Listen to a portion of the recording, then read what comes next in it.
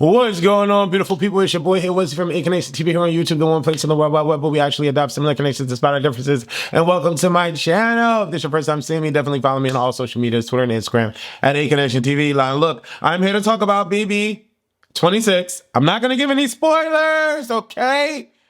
Because I do see some of the stuff on Twitter. So I know a lot of you guys don't do live feeds and you don't watch stuff on Twitter, so I'm not going to spoil it. This is for us of the people that watch the edited, really watered down versions on CBS when they come on live on television. So we're going to talk about the episodes, and that's that. All right. So in my mind, as I'm watching these episodes, I'm thinking to myself, when is it a time that everyone gets to socialize in the HOH room when they're not the head of household? I know Quinn is the deep fake HOH, but Angela, for whatever reason, is not in her room. I'm trying to figure out why everybody and their mama is having a conference in the head of household room and Angela's not there. What is this? And why is it okay? Like, why is this like a part of the, like, we can do this and it's fine situation? Like, if I was head of household, there'd be no way that it would be okay for all of these people to be in my HOH room and I not be present. What are we discussing that I'm not a part of?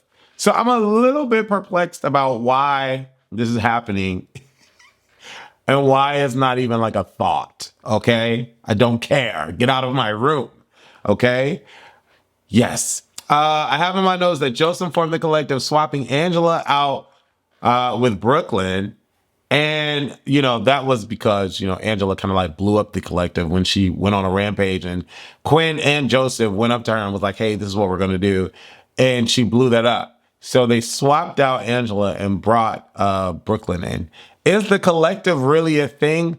I don't think so. And according to this particular episode, it just probably isn't. Okay? It probably isn't. Mackenzie, Rubina, and Cedric are on the block. Cedric is on the block because he volunteered. Don't know why. And Tucker uses the power of Veto to take himself off of the block. Very smart, okay? This is when things become interesting. And this is where Big Brother is being played, because individuals are starting to realize their position in particular alliances and they're not liking it. And so KIMO, being crafty and getting TKOR to ride on his back, is deciding that if Cedric is still on the block next to Rubina, that Cedric needs to go instead of Rubina. Why? KIMO and TKOR like Rubina more than they like Cedric.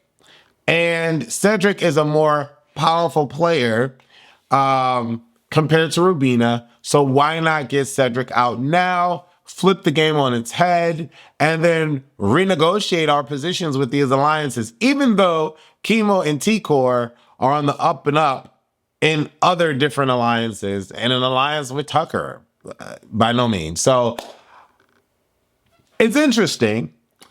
And I'm thinking that a lot of this energy is coming from the fact that KIMO likes Tucker, okay?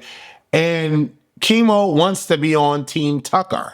Even though Tucker is clearly romancing and showmancing with Rubina, KIMO is like, you're not going to get my man out of here. You keep coming at my man. I don't care. I want Cedric out. Cedric is cool, but we're not on the up and up with them in this collective and Pentagon situation. Quinn telling, and I'm bypassing my notes. I'm like rampaging on the episode because this is very interesting. Quinn telling KIMO and TKOR about the Pentagon was just dumb. If Quinn never said that, then I'd think that Cedric would still be in the game. But it's Quinn's fault, okay? And, you know, Tucker takes himself off. You know, Cedric has been made it publicly known that he wants to go after Tucker, but so has Quinn. And, you know, it's interesting now because TKOR and KIMO are starting to not like Quinn.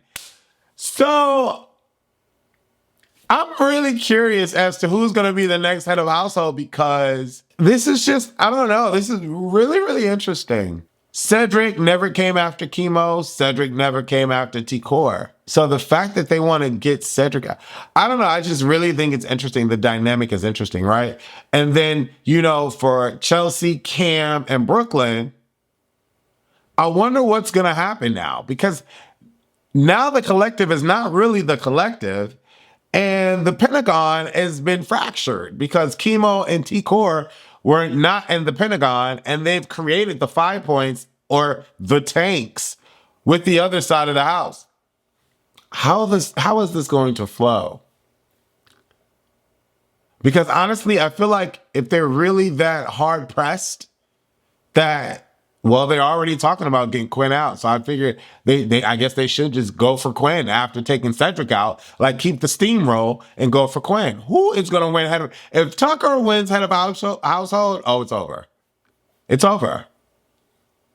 It's over. Well, he's really gonna go for Quinn, but it would be a situation where Quinn, Chelsea, and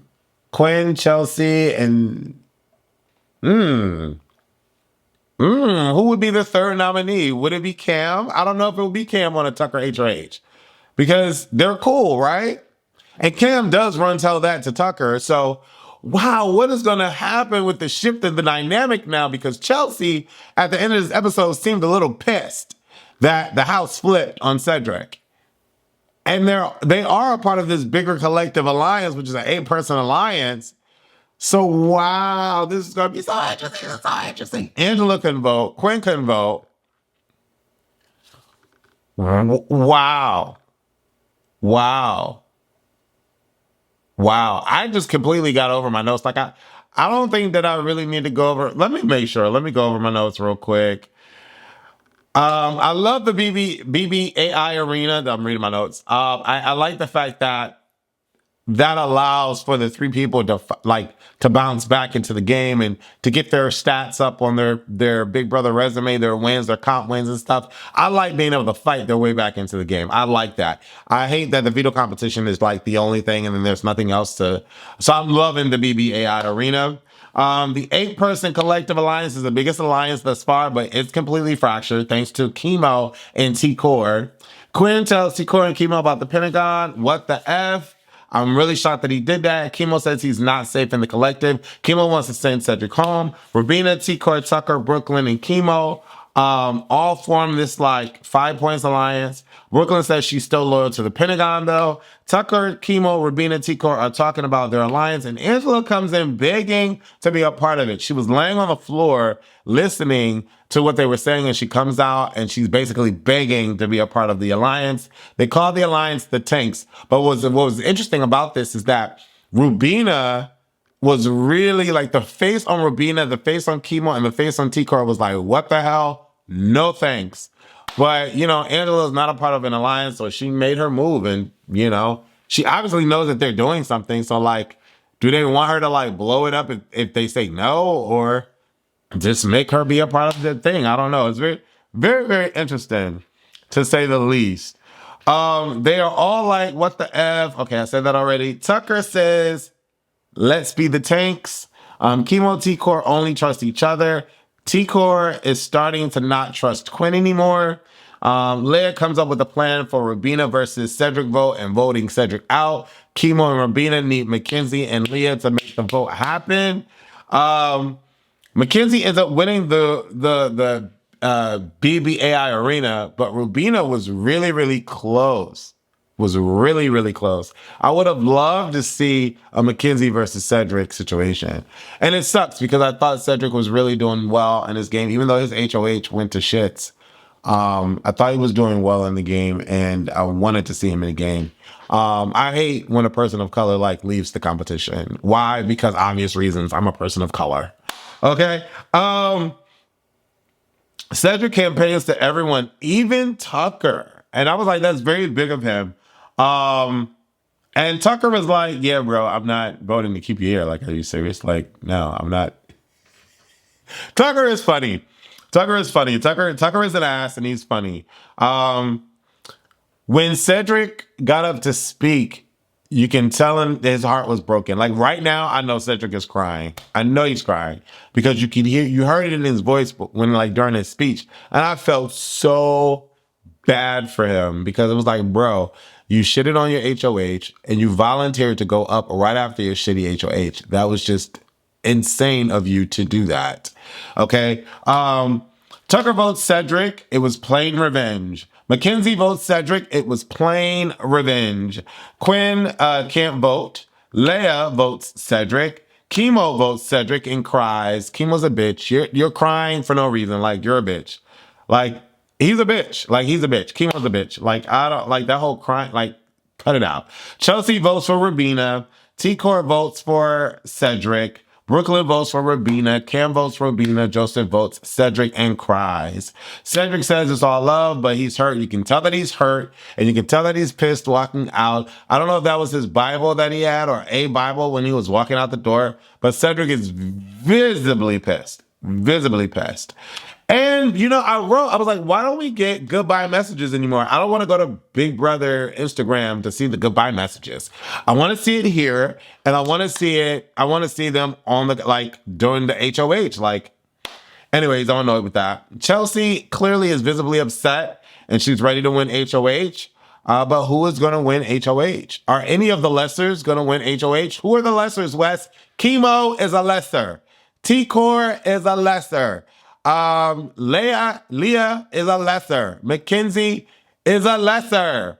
Tucker and Angela aren't lessers because they won no, Tucker never won a HOH, he just won comps. Angela won 2 HOHs over all of the other lessers. Joseph is a lesser. Who's gonna win? Cam is all of these people are lessers. It'd be nice to see Cam win HOH. It really would be. I would love for Cam to win HOH. And you know, everyone's saying that they love TKOR. I'm not a fan. I'm not a fan because even in this decision making, like, I felt like she really had no valid reasoning behind taking out Cedric. It was all KIMO. And TKOR was like, I don't know, should we? Maybe, I guess. I don't know what I wanted. Like, she was going back and forth, teeter and tottering in, you know? And the reason why I don't really care for KIMO is because you made this plan happen. Why are you crying? Like, stand in the paint. Like, if you don't want him here anymore, why are you crying about that? Like, I don't know.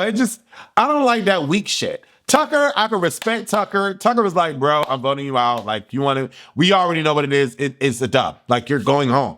Tucker is not in the thing like, oh my God, I vote Cedric out. Like, I can respect Tucker's game. Like, he stands on his word. He plays the competition. Like, I would be a Tucker. I wouldn't be as like aggressive and outright like on it like that. You put me in, I'm winning, I'm coming back, I'm gunning for you. Like, it is what it is. Like, I love Tucker. I respect Tucker. Okay. I also respect Angela because Angela's like in your face, like in the paint with it. Like all this like KIMO, like, oh, I don't know. I'm sorry, but I want to put on. That's bullshit to me. That's just punk bullshit to me. TKOR, punk bullshit to me. Joseph, punk bullshit to me. Like all that's punk bullshit. Like, I don't know. I don't respect it. I don't like it. I don't like it at all. I can respect Cam. I can respect Brooklyn. I can respect Chelsea. Their word was their bond. I respect Tucker. I respect Angela. Their word is their bond. I felt like Quinn would have voted for Cedric. I felt like I can respect his word. His word is his bond. KIMO, TKOR, they're pussy to me. They're straight pussy to me. Leah, she had no allegiance to Cedric, so it is what it is. And Mackenzie, I can respect her word. She was like, she had no allegiance to Cedric, and Cedric put her up. So it is what it is. But KIMO and TKOR, that was pussy to me. It's real pussy to me. I don't like it. I don't respect it. And it is what it is. I hope they don't win HOH and I hope they get sent home. Like, that's my vibe.